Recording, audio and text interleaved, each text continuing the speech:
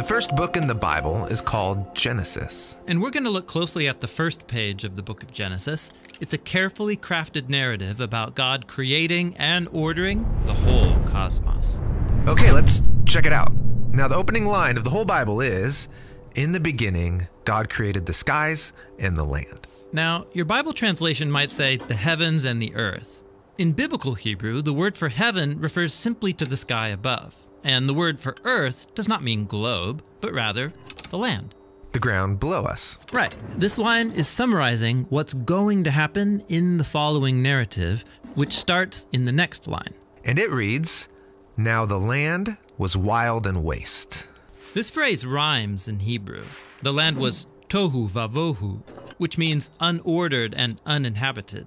This is the ancient way of talking about the pre-creation state, what we might call nothingness. For the biblical authors, non-existence means having no purpose and no order. And the next line uses another image to say the same thing. "And darkness was on the face of the deep abyss." What's the deep abyss? Yeah, it's a dark, chaotic ocean. It's another common way the ancients described the non-reality that preceded creation.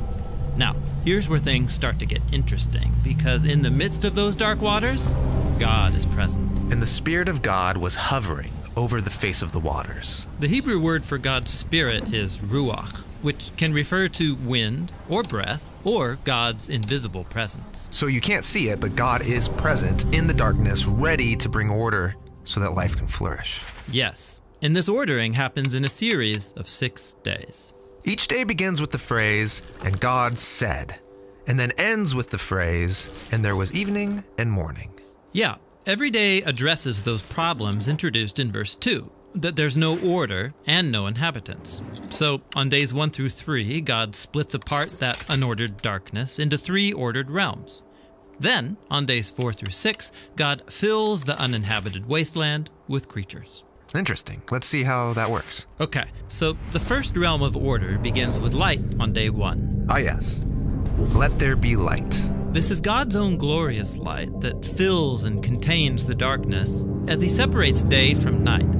God's establishing the order of time. Okay, and then on day 2, let there be a vault between the waters to separate water from water. What's the vault?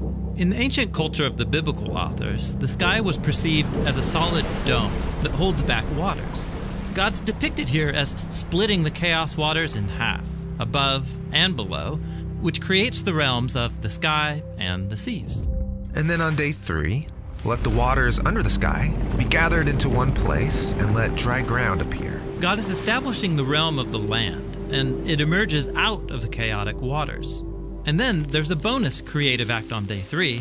God invites plants and fruit trees with seed to emerge out of the land. Okay, so we've got the realms of time, the realm of the sky and the seas, and the land.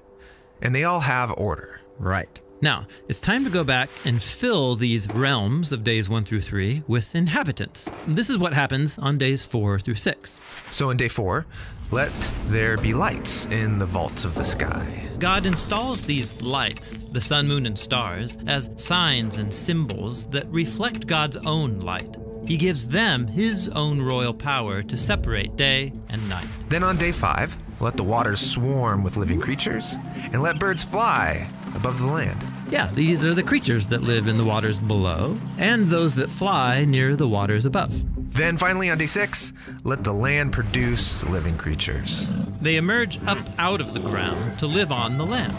And then, matching that bonus act of creation on day 3, God makes a special land creature, human, or in Hebrew, Adam. Then God provides all of those plants from day 3 as abundant food. Now, over and over, God says what he created was good. But then after making humans, God says that it is very good. Yes, humanity is the climax of days 1 through 6, and their importance is explained in the first poem in the Bible. So God created humanity in his own image. In the image of God, he created them. Male and female, he created them. So humans come up from the ground like the other land creatures, but they're also more. They're God's image, which means that together, men and women embody and represent the Creator within his creation. God blessed them and said, "Be fruitful and increase in number, fill the earth and subdue it, ruling over the creatures." This is the purpose of being God's image, to oversee creation as God's partners and representatives in the world. Very cool. Now, after the 6 days, we get a concluding line that links back to the key words of the opening line. And so were completed the skies and the land and all their inhabitants. Except there's one more day. It stands outside the pattern of days 1 through 6. It's the big climax. And God completed on the seventh day the work which he had done. And he rested on the seventh day from all the work which he had done. And God blessed the seventh day and set it apart as holy. So God rests on the seventh day. This is a standard biblical image where God, after ordering the cosmos, comes to rest and dwell in his sacred space. It's like the whole world is a holy temple where God lives with his people.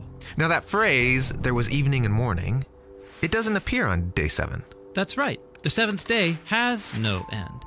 That's because Genesis 1 is describing God's ideal vision for the whole cosmos. A place where God lives with his partners to rule the world in harmony forever. Yes, the seventh day is the goal of creation. It's actually so important that the author of Genesis 1 has woven the number 7 into every part of the story. There are 7 days of creation, 7 announcements that creation is good. There are 7 Hebrew words in the opening verse, and then 2 times 7 Hebrew words in verse 2. And then the statement about the seventh day has 3 lines of 7 words. Wow. So the first page in the Bible is doing way more than just telling us how the world was made. Right. Genesis 1 has been designed to show us that God's purpose is to share creation with his images, so they can rest and rule it with him forever. And that purpose is what the rest of the biblical drama is all about.